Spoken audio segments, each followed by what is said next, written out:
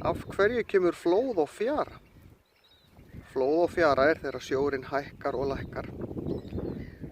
Nú sjáum við að sjórinn er mjög hátt. Við sjáum eiginlega ekkert þang og enga þanniglega sé fjör. Sjórinn er bara hérna upp í grasið. En við skulum prófa að kíkja tilbaka á eftir nokkra klukkutíma þegar sjórinn hefur lækkað svolítið.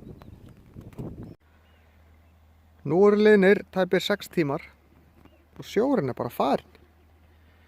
Sjórinn nefnilega lækkar tvisvar á sólarhring, það kemur fjara, þetta heitir fjara. Og 6 tímum setna kemur flóð.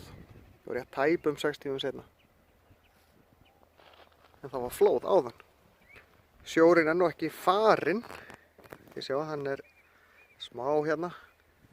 En hann er þarna úti ennþá. Og hvað er það sem gerist? Jú,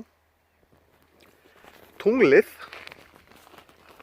það togar í jörðina, ef við ímyndum okkur að þetta sé jörðin, þetta tunglið, þá togar það sjóinn örlítið til sín í þessa. Þannig að hér og hér, sitt hvoru megin er þá flóð og hér er svo fjara.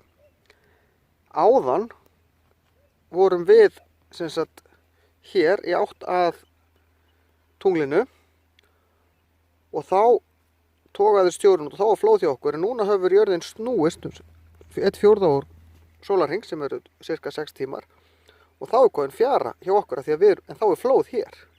En við erum áfram hér, við vorum hér áðan minniði, snúist hingað, þá er komin fjara hjá okkur.